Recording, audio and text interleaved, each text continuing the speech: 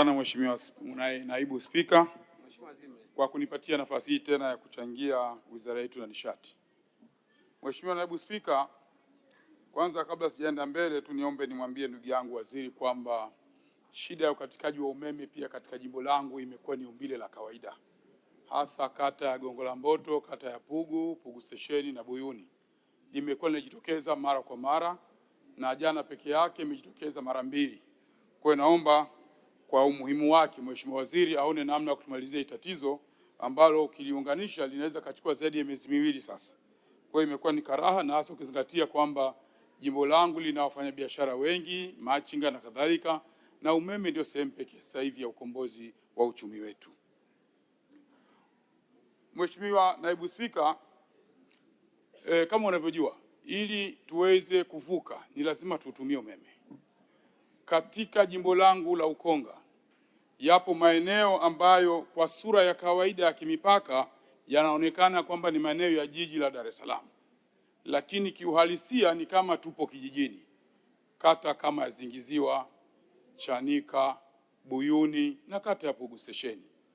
Hizi ni kata ambazo kama unapita kwenye barabara ya lami kila siku unaweza ukahisi huko nyuma ndio maisha yalivyo, lakini huko nyuma kuna misitu.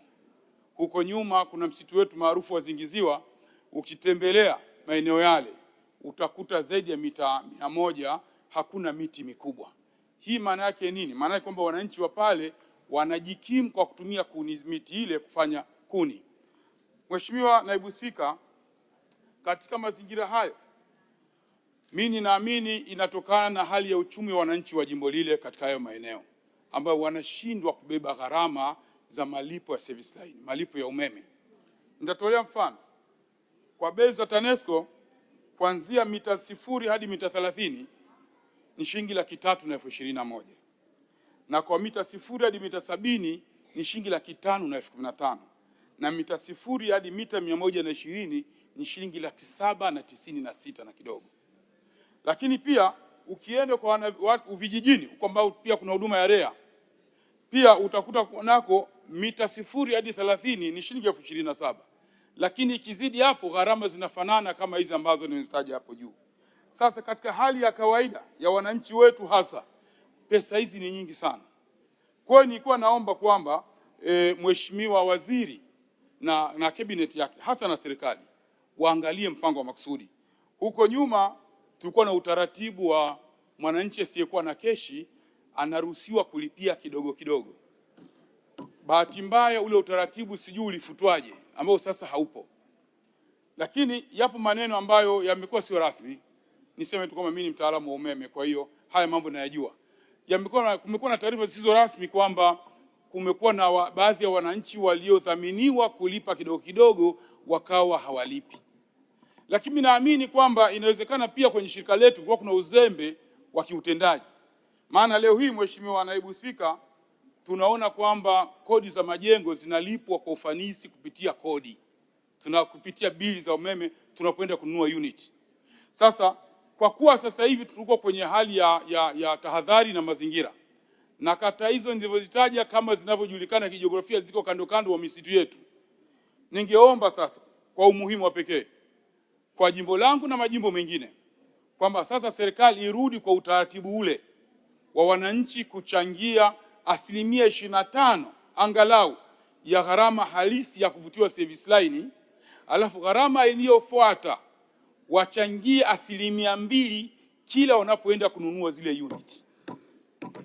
Hakika ndiyo njia sahihi ambayo itakwenda sambamba na kunusurisha misitu hasa ya kwetu Kazimzumbwe na kadhalika.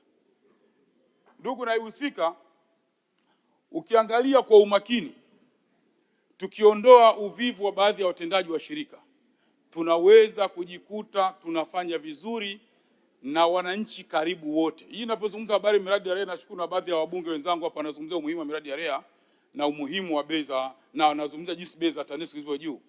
Ili tutoke ni lazima tuweke utaratibu ambao utawezesha wananchi wetu kuweza kulipa kidogo kidogo.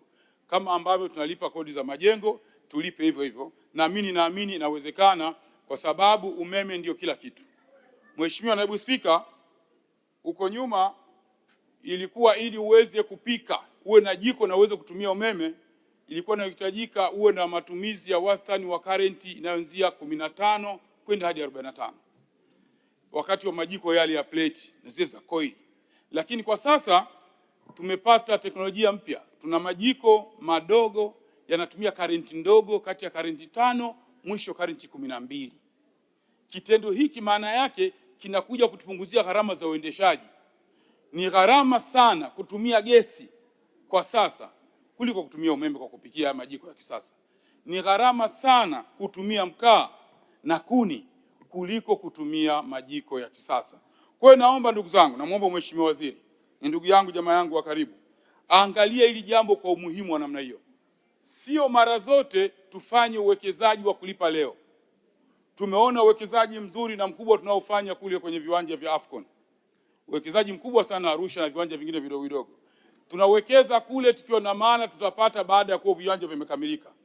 Kwa hiyo staili hiyo hiyo tuitumie pia kuwekeza kwa wananchi wetu kwa swala la umeme. Kwa hiyo tusione ubaya kuweka mabilioni wawezesha wananchi wetu kupata huduma ya umeme kwa lengo la kuondokana na uchafuzi wa mazingira, lakini pia afya zao. Najua ndugu zangu, watani zangu Wasukuma, wakati wanatumia yale mabaki ya maji ya chakula cha ng'ombe, kwa kina mama wengi walikuwa wanapata shida ya macho mekundu. Lakini pia hata kwangu kwenye jimbo langu matumizi ya kuni pia inaleta asabia ya macho kuwa mekundu. Ile ni athari kiafya. Kwa hiyo tuondokane na hiyo hali, hasa kuzingatia kwamba tunatakiwa tubadilike kwa sasa. Mheshimiwa Naibu Spika, twende kwenye swala ambalo ndio linaonekana liko kimjini sasa hivi. Tuna ombwe kubwa la bei ya mafuta. Bei ya mafuta inasababishwa na wababe duniani, na Waswahili wanasema pambanapo fahari wawili ziumiazo ni nyika, na sisi tunakubali tunakwenda kuumia. Lakini nilikuwa naiomba serikali kwa makusudi kabisa kwamba sasa ifike wakati ipunguze tozo angalau kwa shilingi 300, na wakati huo iweze kuongeza ruzuku kwa shilingi 300. Utakuta kwamba tunakuwa tumeponesha karibu shilingi 600 kwa mwananchi wa kawaida huko tunakotoka. Mheshimiwa Naibu Spika, utakuwa ni msaada mkubwa sana. Na kama unavyojua siku zote baba kwenye mji ndio anabeba gharama za uendeshaji wa maisha ya familia yake nyumbani, ama kama mama ni mwenye mji ndio anabeba gharama zote za uendeshaji wa familia nyumbani. Kwa hiyo niombe tu wizara na serikali kwa ujumla kwa jambo hili ikubali tukujivaa kama ni bomu ama namna gani, lakini tuweze kuvuka. Inawezekana wababe wakaendelea kupigana ikasababisha ongezeko la bei zaidi, lakini sio maana yake tuogope. Tupambane kadri hali itakavyokuwa, lakini serikali iangalie katika hayo mazingira. Ndugu Naibu Spika, katika mtazamo wote huu, na kwa kuwa tupo hapa kwa malengo yanayofanana, pamoja na majukumu ya wabunge ya kuisimamia serikali na kuishauri na kadhalika, serikali pia yenyewe ina majukumu ya kuangalia watu zake. Na ukifanya tathmini ya wabunge tulio wengi humu ndani, wengi tumechangia tukizungumzia habe ya hizi bei na upatikanaji wa huduma. Tafsiri yake ni kwamba wananchi wawakilishi wa wananchi walio wengi tunawakilisha shida ambayo ndiyo maisha tunayoishi nayo kule kwetu. Kwa hiyo naomba kabisa wizara kwa makusudi kabisa ichukulie hata uchangiaji wa wabunge tulio wengi juu ya hoja ya kurahisisha